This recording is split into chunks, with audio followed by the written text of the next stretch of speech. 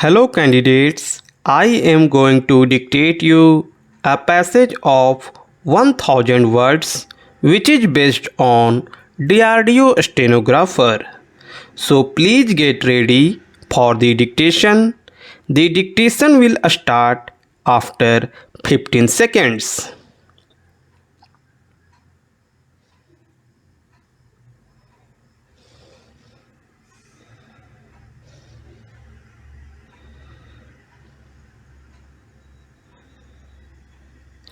Sir, first of all, I would like to express my profound gratitude and indebtedness to our beloved leader Amma for giving me an opportunity to be here in this august house. Thank you very much for allowing me to speak on the discussion on demands for grants for 2017-18 in respect of the Ministry of Defence. While presenting the Union Budget 2017-18 on February 1, 2017, the Honorable Finance Minister allocated Rs 3,59,000 crore to the Ministry of Defence, and in his previous budget, the Finance Minister also made certain changes in the format of defence demands for grants, bringing further complexity to the task of estimating the various heads that make up India's official defence budget. The bigger question that faces the defence community is whether the latest allocation is adequate to meet the security needs of the country. The Honorable Finance Minister had stated that for defence expenditure, excluding pensions, he had provided a sum of Rs 2,74,000 crore, including Rs 86,500 crore for modernization from the last year's Rs 2.58 lakh crore.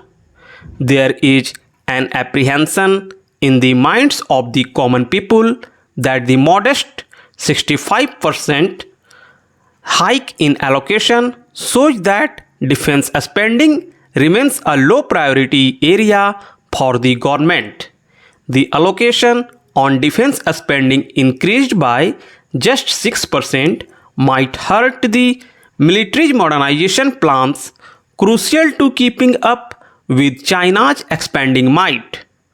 The meager hike is unlikely to meet the impact of inflation, depreciation of the rupee, and the imposition of customs duty on military imports from last year. Another glaringly noticeable aspect is that the underutilization of capital allocations provided in the 2016-17 budget, resulting in a surrender of Rs 6,09,070 crore. The surrendered amount has largely been absorbed in the revenue expenditure, which has increased from its original estimates by Rs 5,876 crore. There has been a further decline in defence budget's share in both central government expenditure and the GDP, with a share of 1.56% of the estimated GDP of 2017-18. The defence budget is the lowest since 1956-57.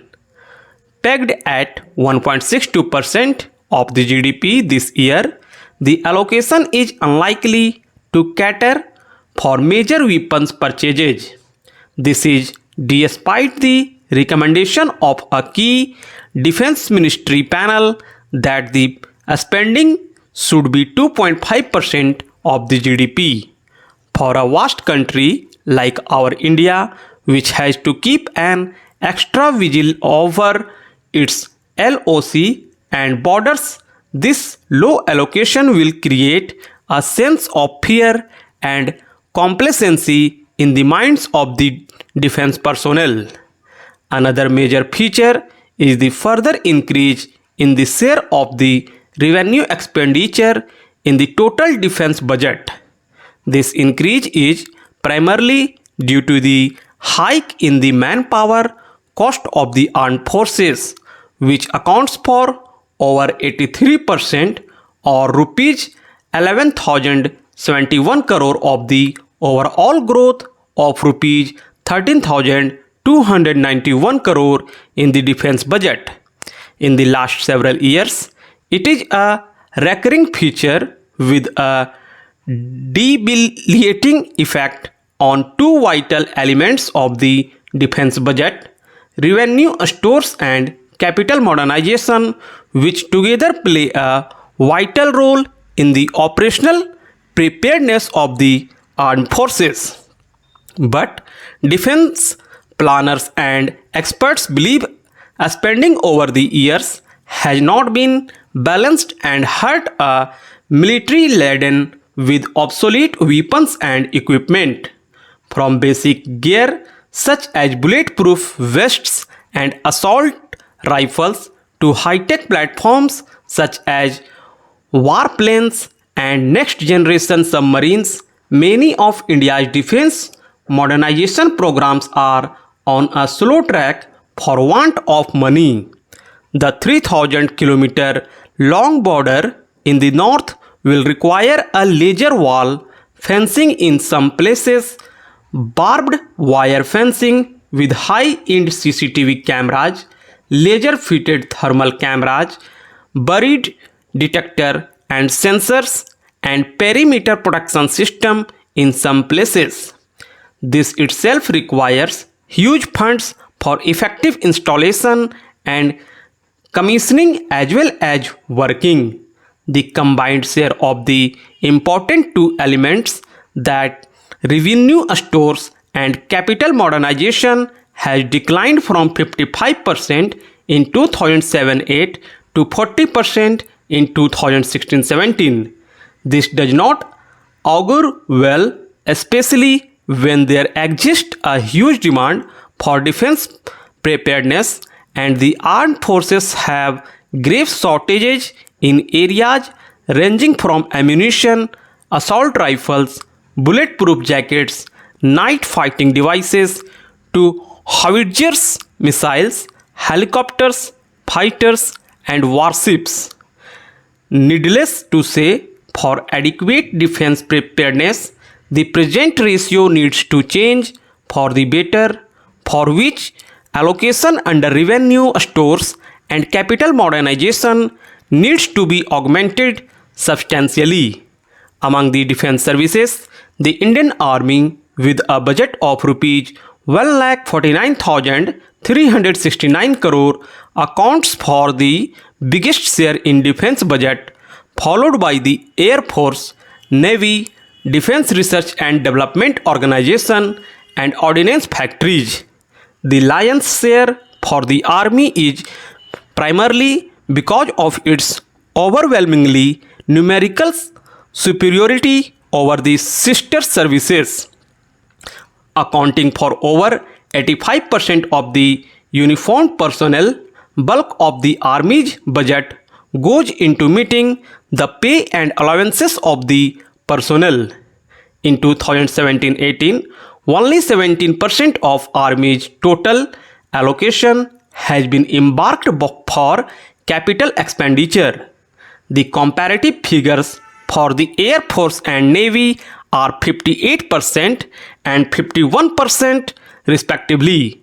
For modernization and the capital procurement budget of the three forces, the overall allocation in the 2017-18 budget has declined, although marginally, over the previous allocation.